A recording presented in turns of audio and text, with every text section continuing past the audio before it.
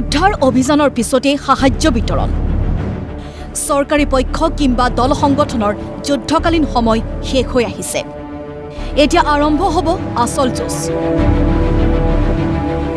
পুনৰ সংস্থাপন আৰু বিবিধ ৰোগেৰে মোকাবিলা ডক্টৰ শৰ্মাৰ মন্ত্ৰী নিশ্চিত চৰকাৰৰ হাতত টকা নথকাকৈ নাই নিশ্চয় ভাল দিন আনি দিব পৰা যাব চৰকাৰৰ হাতত পৰ্যাপ্ত ধন মই নাই বুলি ক'ব নোৱাৰোঁ কিন্তু ৰাইজৰ যিখিনি প্ৰয়োজনীয়তা সেইখিনি পূৰণ কৰিব পৰা চৰকাৰৰ এতিয়া সামৰ্থ্য আছে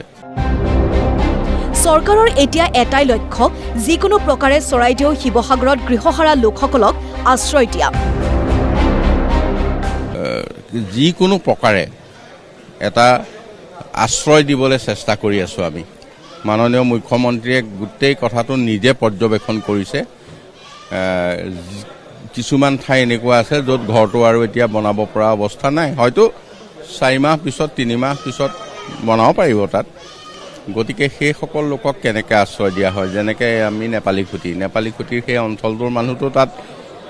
ঘৰটো বনাবলৈ তাত জাগা নাই তেওঁলোকৰ গতিকে এতিয়া আমি পুনৰ সংস্থাপনৰ কামত উন্নতদমে লাগিছোঁ অহা পৰহিলে 7 তাৰিখে আমি আটাইকেইখন জিলাৰ সকলো বিষয়াক নি এটা যোৰহাটত আমি ট্ৰেইনিং দিম কিন্তু বৰ সহজ নহ'ব এই কাম আগৰ পৰিৱেশ যে কোনোবা দিনা আকৌ ঘূৰি আহিব সেই আশা ক্ষীণ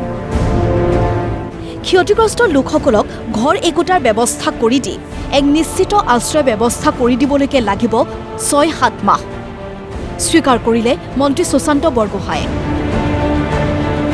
ভয়ংকৰ এটা পৰিৱেশ হ'ল চাকৰি কৰা বা চাকৰি নকৰা সকলোলৈ মাননীয় মুখ্যমন্ত্ৰী ডাঙৰীয়ে 15,000 টকাকৈ এককালীন হিচাপে যাতে অন্ততঃ ঘৰটোৰ ভিতৰত সোমাব পাৰে তাৰ এটা ব্যৱস্থা কৰিছে আৰু তেনেধৰণে আমি বহুখিনি পৰিকল্পনা কৰিছোঁ অহা 6-7 মাহ লাগিব এই গোটেই পৰিৱেশৰ পৰা ৰাইজক উদ্ধাৰ কৰাবৰ কাৰণে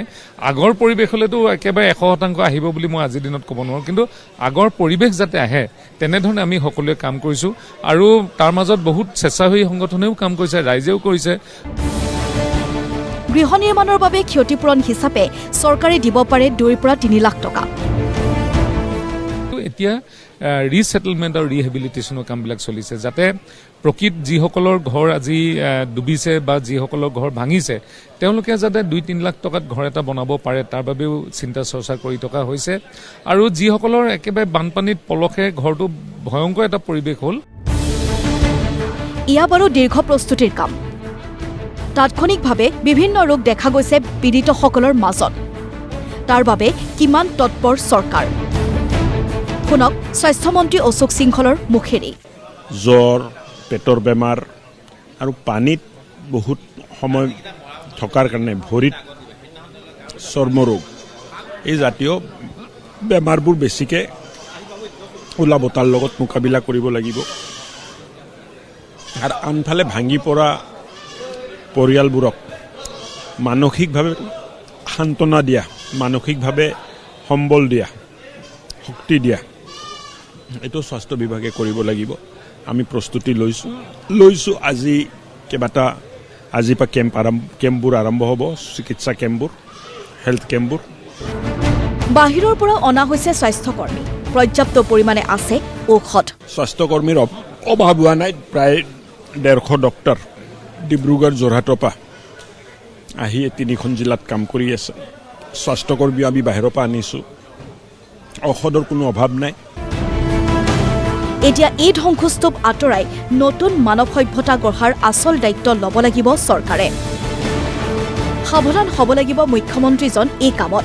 যাতে দাগ নলগায় ৰাজনীতি আৰু দুৰ্নীতিৰ লেতেৰা মানসিকতাই ব্যুৰ' ৰিপৰ্ট প্ৰতিদিন টাইম